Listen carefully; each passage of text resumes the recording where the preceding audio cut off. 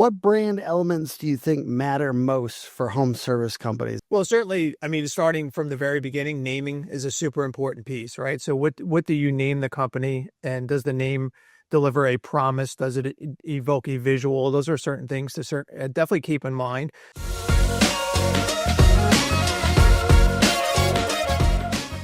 Hey, how's it going? It's Tim Brown, and this is the Plumbing and HVAC Hustle podcast.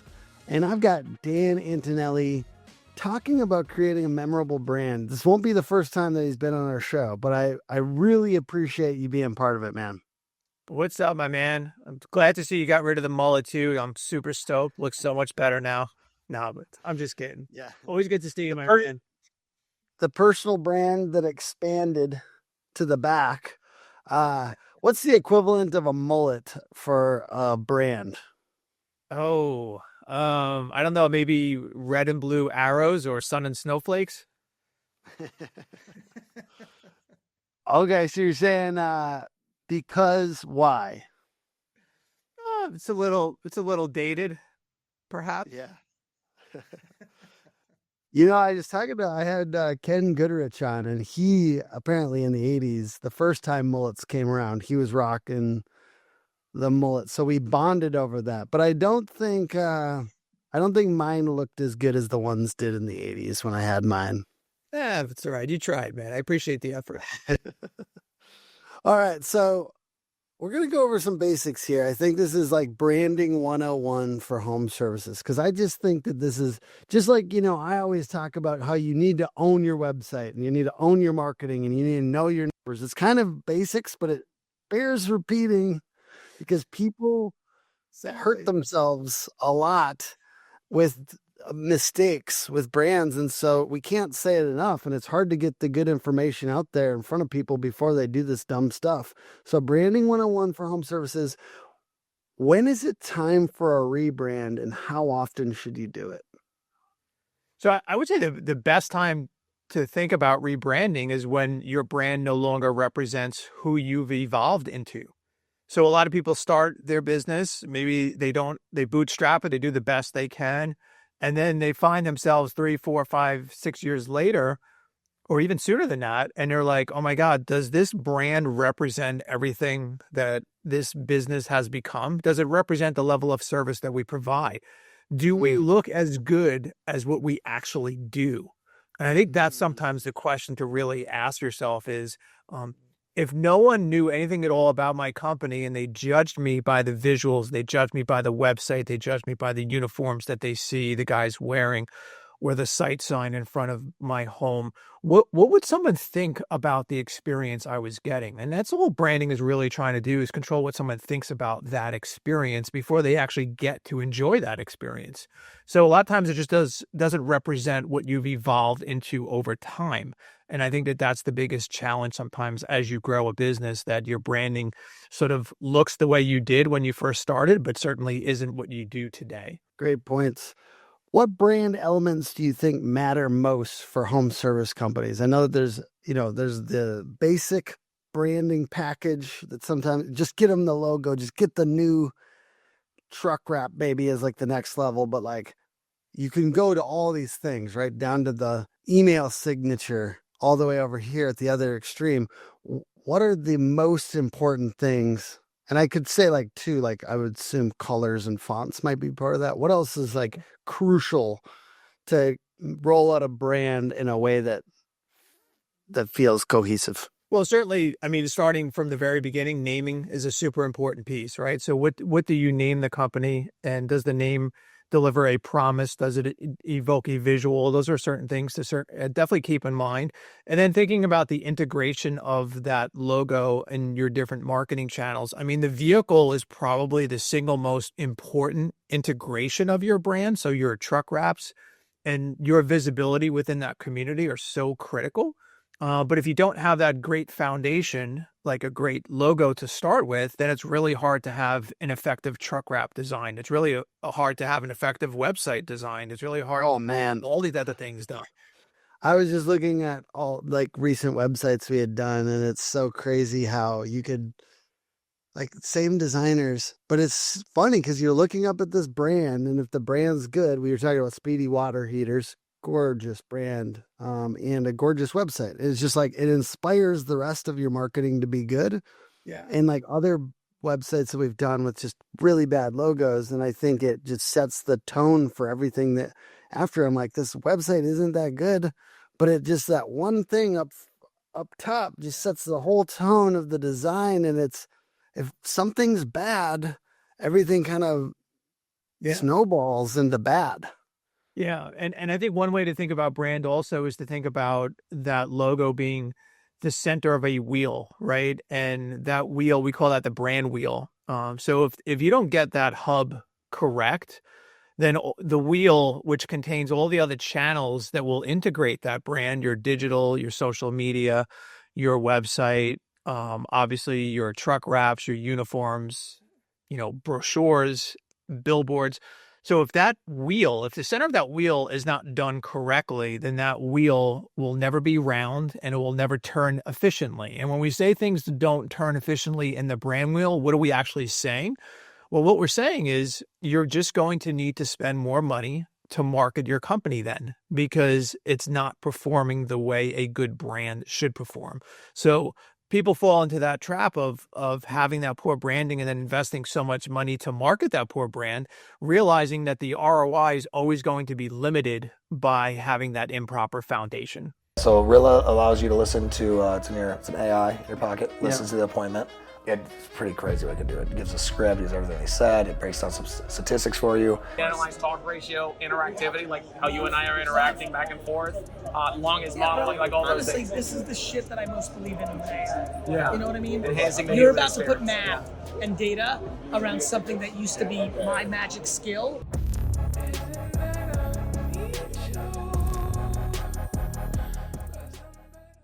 Are there any other elements you think like are fundamental to like the order of importance more than some other things? Like you said, logo, the truck wrap. Is there anything else that's like, I would say website, but what else do you think is like has to be good? Like I know your color palette, like you do kind of these unusual color palettes, or not unusual, but you try to find something that they can kind of own in the area.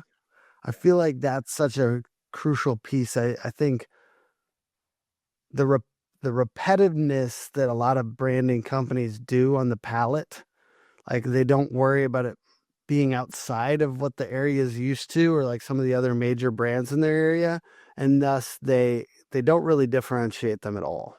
Yeah.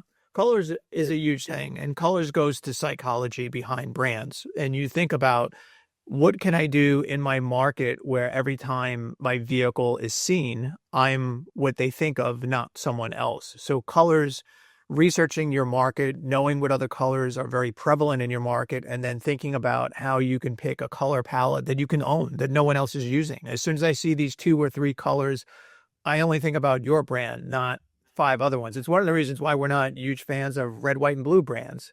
And it's not because we're not patriotic. It's because I can't own it, right? Because inevitably there's going to be 5 other companies using red, white, and blue. And why would I ever think that as soon as you see red, white, and blue, you're going to think about me and not think about Americana, think about other HVAC companies, things like that, right? So owning your brand colors is a huge piece to developing a brand that becomes more sticky in someone's mind and more memorable, so that they can recall it later on also. Agreed. I mean, that's really all we're trying to do, is how to get ourselves inside of people's brains to stay. Yeah. You're kind of homies or like acquaintances with Ben from Roof Tiger, who's a client of ours. We're just doing the website now. It's going to be good looking. He's got a great name. And he's doing a commercial, I think is partly inspired by, he's working with somebody from Wizard of Ads, and it's him like singing and dancing in a field with like a tiger costume on, and he's playing a song. And he's just saying like, get a tiger on your roof, and it's got a melody, and it's kind of like a simple thing, but it's like something I've seen with those companies, like Wizard of Ads guys. It's like they don't care, they just got to get it in their brain and get it stuck. And sometimes they're okay, it feels like, with like some irritation advertising, or just like it's okay to like get it stuck by any means possible. I'm curious what you feel about that, like the idea, because I know you're so like, I don't want to be, and I'm not asking you to talk shit or anything. I'm like, the idea of like, you talk about not scaring the prospect with the logo, right? Like not having the muscled up like warrior who's like wielding a sword at the homeowner, right? Because I think sometimes that's a thing that we sometimes go to. Old logos often have scary characters, but you want to make them feel comfy, it seems like. But what about that idea of irritation advertising, like jingles that kind of just get stuck? What do you think about that stuff? Yeah, so I think there's there's two things there. The notion of living in someone's mind and how do we do that, right? Is obviously part one of that equation. The part that I'm always cautious about is I want to make sure I can live in someone's mind while still delivering a very high promise associated with my company. So, for example, you could wrap your trucks pink and polka dots, right? And people would say that they see your truck all the time. And that's fine. So that's step one. So I've got recognition. But the bigger question sometimes in my mind is, what do I think of the deliverable if I chose to hire you? Right? So just sort of disruption for the sake of disruption is not something that typically we want to be engaged in. I want to deliver disruption, but in doing so, I also want to deliver promise. And that's, to me, the sweet spot. That's when you're hitting a home run, because not only do I have disruption where I'm doing something that feels different, that feels unique, that feels compelling, but also the homeowner believes that they're going to get a higher deliverable from me. They're going to get something that, from a service perspective, exceeds expectations. And sometimes when you go to the extremes with some of the other types of disruption, you lose a little bit of the promise along the way. So in general, you could do something that still is disruptive, that's memorable, but still delivers promise.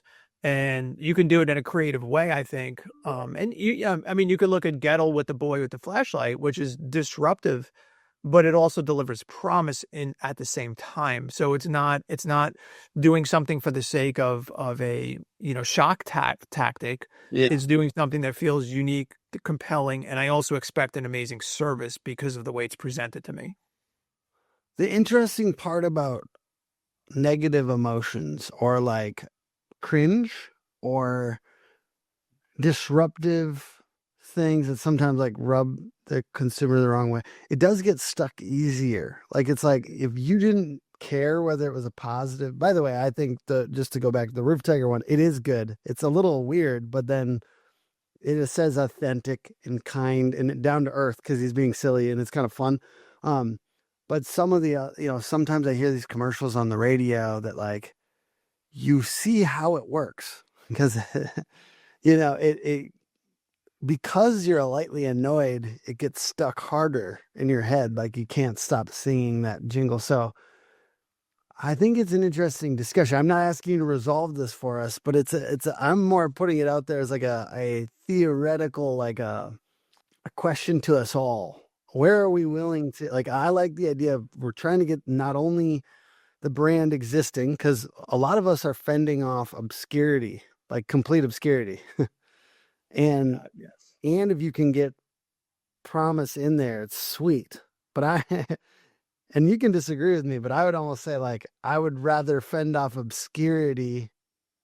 If it was 0 or 1, I would rather fend off obscurity, and then let's try to seek some promise in there. You know what I mean? That's the way I look at it, which is probably like, I don't know if it's correct scientifically, basically. Yeah. I mean, ideally, it'd be nice if you could do both at the same time. Roof Tiger has an amazing brand name because you immediately, even if you've never seen the logo for Roof Tiger, you probably already know what that logo should look like. Yeah. Right. So it's sticky just by its very nature because it's a very good name to have. Right. So he's got a lot of very positive things, and Ben's a stand-up guy, and I love what he's doing. So he's got a lot of the foundational elements that you want to see in a brand. So definitely a lot of cool stuff that he's doing to make that brand sticky and memorable for sure. Kind of in the same direction. Let's keep going in this direction. What is the psychology behind brand stickiness? There's a lot of pathways towards that end, but I think one of the most important things is to always keep in mind your audience. So I think it's up to 85% of the home purchasing decisions are made by women. So you see a lot of brands that are not specifically designed to appeal to women, which is the first challenge. In general, consumers bring a lot of bias to the table when dealing with a contractor or a home service contractor. So you want to think about branding in a way that helps diffuse that negative bias that they have. I mean, they're afraid of who's coming to the home. I mean, let's face it, they've heard stories of people getting ripped off. They've heard stories of people not being treated fairly or honestly.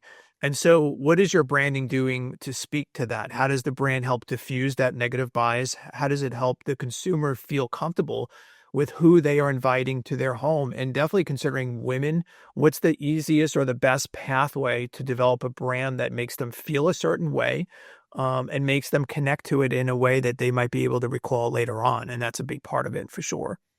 So I think the stat is 65%. I think it was a survey, I think it was by Home Advisor, 975 Americans involved home improvement projects found that 65% of women reported being the primary decision makers in these endeavors. And I think we don't know. I think that still needs to be said over and over. We talked about this. We're just reminding you, okay? Because Dan and I, whenever we talk. This for comparison, the stat that I have, I mean, that's saying involved in the primary, but the stat, 85%, being initiated by women means they're the first ones to make the initiation. Okay. So considering that even if you split the difference, say it's 75%, you're still looking at a demographic that's a large part of the audience you're trying to serve. So again, does the brand speak to them in a manner which would be sticky to them, memorable to them, and help to diffuse that bias that they may have against contractors? I like that. And I think I did see that one, the other one about first contact. So that makes a lot of sense. It's in my book, that one, those stats are. Okay. Yeah. What makes a name or brand referable in your experience? By referable, meaning what? That I'm going to be able to. Yeah, that people can recall. People can recall and then tell the story. Like what makes it easy for people to recall and then spread your brand by word of mouth? Yeah, just something easy that they can remember. It's one of the reasons why last name brands are really challenging. It's one of the reasons why brands that use initials are probably the worst thing you could ever name your home service company, because there's no reason why I associate a promise with that. There's no visual that's associated naturally with a last name brand in most of the instances, except for maybe Jason Bueller at Bueller Heating and Air, where there was a visual that we could associate with it, but only because there was a movie that many people had heard of before. So thinking about what is something that, again, if I met you in the elevator and you told me the name of your company, just by that interaction alone, what would I think about your company? And if you're going to say, well, hey, my name is Joe and I'm from JG Heating and Cooling, but why would I recall that in a week or a month? But if you said, hey, I'm Ben from Roof Tiger, Roof Tiger, I'll probably be able to recall that, right? Because I haven't even seen what his logo looks like, but Roof Tiger, wow, that's kind of cool. And then if I had seen it, it's also going to be able to live in my mind a lot easier than, JG Roofing. Why would what would cause me to remember that, right? So those things aren't really rocket science. It's not like that theory about naming and being more memorable is something that's new. But people always use examples of companies with last name brands or initial based brands that are doing really well. And they're like, oh, well, look at this company. Look how well they're doing.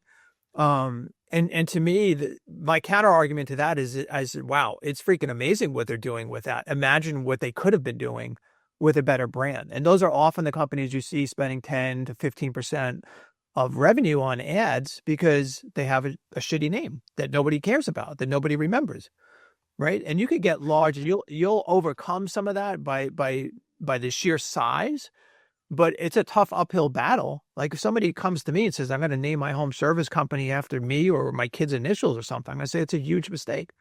You're going to spend a lifetime working to overcome that deficiency literally from day one. Many homes suffer from inefficient HVAC systems due to leaky ducts, leading to uneven room temps, lost airflow, and higher energy costs. AeroSeal's innovative sealant technology targets and repairs leaks, improving airflow and efficiency. Increase your customer satisfaction, increase sales, and offer a unique market advantage. Become a leader in HVAC efficiency. aeroseal.com. Not to mention, it's also harder to sell sometimes. Like you think about if it's totally associated with your name. I mean, 100%. that was part of the reason my company was called Tim B Design before, and I actually had a competitor that called me. He said if I ever wanted to buy you, I would, I'd have to, you have to change that name. And I remember I didn't want to sell to the guy, but I thought like, well, I do think it's good to set this, apart with a more visual name. My name back in the day was kind of from college, so. No, and that's, again, but you didn't know what you didn't know at the time. Right. There wasn't a playbook to follow, say, here's how you name your graphic design company or your digital marketing company. But it's so much better because it tells me everything I want to know. Well, this guy he hooks everything up, man.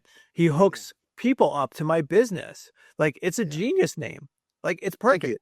You got the logo behind you, but if I had never seen the logo for a hook agency, in my mind, I already know what it looks like. Yeah. Right. So all you're doing is connecting a visual with a great brand name, and that's causing me to remember it later on. Right. And that's the beauty of brand names like you have, things like that, where we did a plumbing company called Red Seal. You may not have ever seen it, but it's got a really cool seal on it. And, it makes sense. And the seal is red. Right. So Red Seal, boom. In my mind, now I can connect those dots.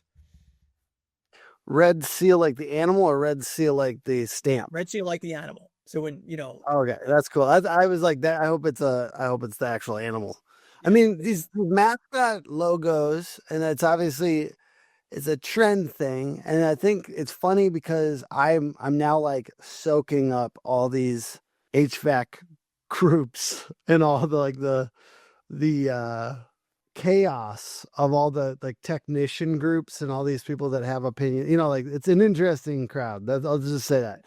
And they're heathens, as I would say. No, they're just, there's people that make fun of, there's a lot of people that make fun of these mascot brands because it's gotten very popular.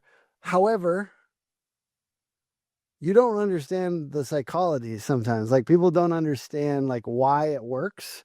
And instead of fighting memorability, really what Dan has done is he's found what works. He's exploiting it, and he's cranking it up. He's not backing off what's effective. He's saying if it's effective, it's almost like, in my opinion, it's like, I don't care why it's effective. If it's effective, use it. Is there anything else that you've got as far as data or things to prove the effectiveness, like average ticket data or anything like that you'd be willing to share with the audience? Yeah, well, there's two things about that statement. You are correct, or the people making fun of mascots are correct in the notion that most of the mascot branding that you see done today is done poorly. Okay. So when you see some of the mascot branding that's being done,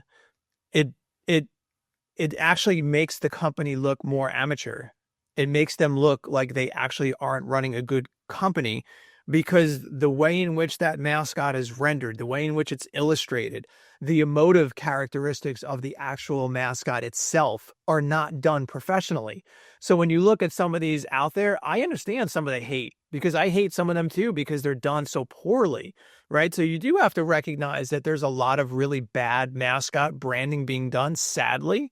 And consumers can recognize the difference between something that's been professionally rendered, that has the right characteristics, that shows the right emotive qualities that you want a mascot to personify, versus something that's not, right? So I think there's some accuracy in some of that hate. But the other interesting part of it is, like, when you think about the hate, it's often coming from a male owner who is not the demographic. It's not meant to make him happy. It's really not. Like, so you may hate it, and that's cool, but who cares? You're not the person buying the service. right? So I almost want to say it's somewhat irrelevant what you think, because you're not the person that we're actually selling or designing this brand for.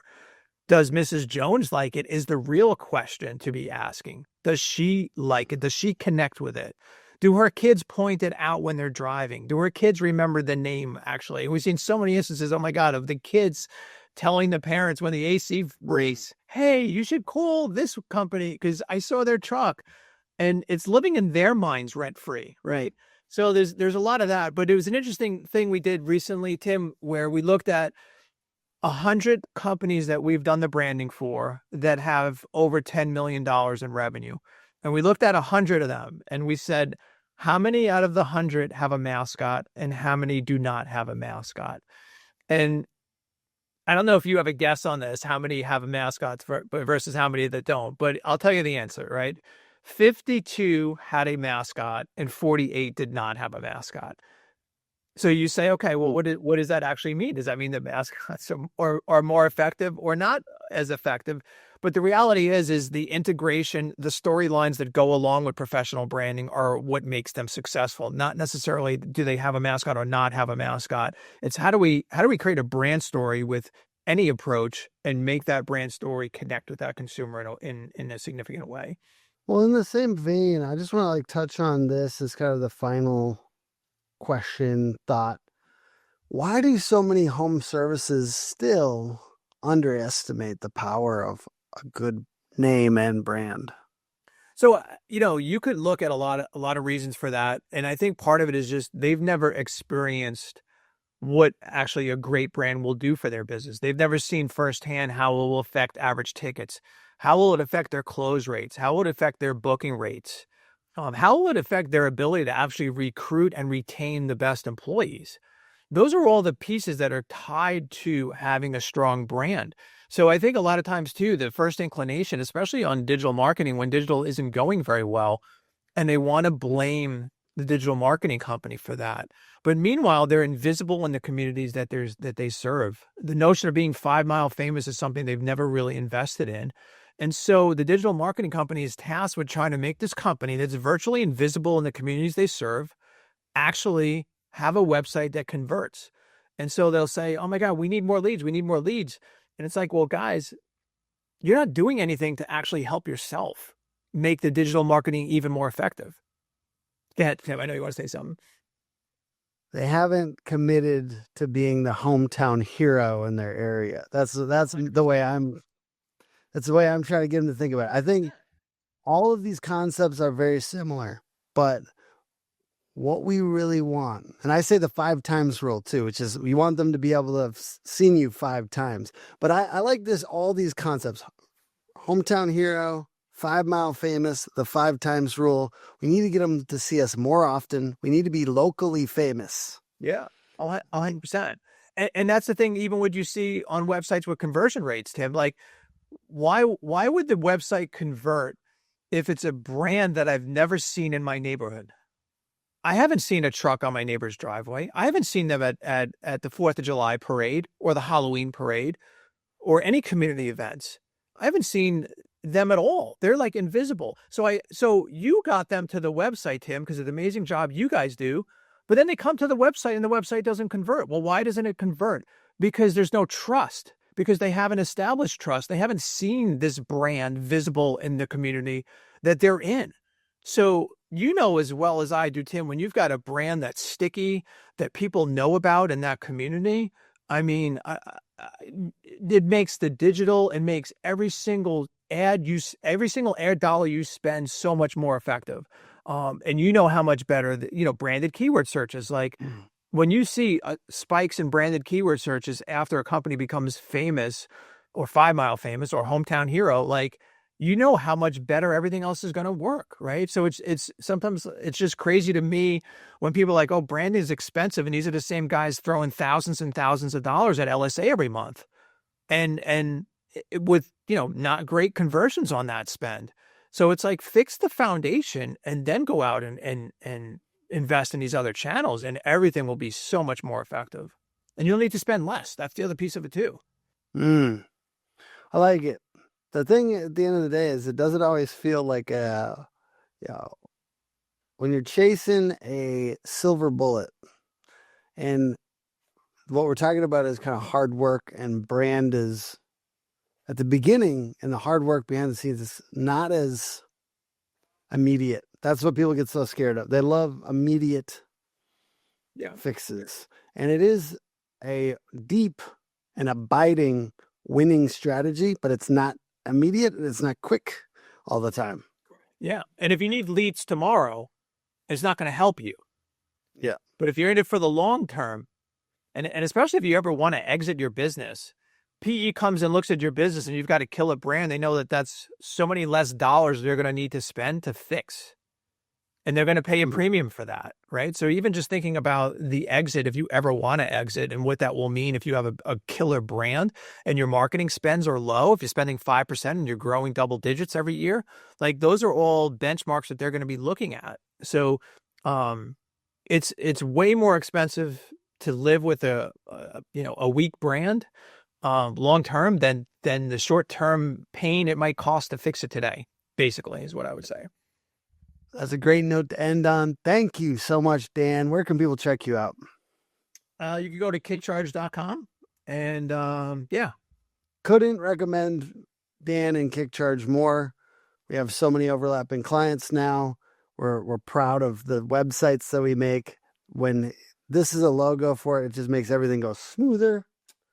And we recommend them, and I hope that we've gotten them a few clients because they're awesome. And the podcast is put on by hookagency.com, Hook Agency all over social. Thank you, everyone, for watching. See you later. Thanks, Tim. Appreciate you, man. Thank you.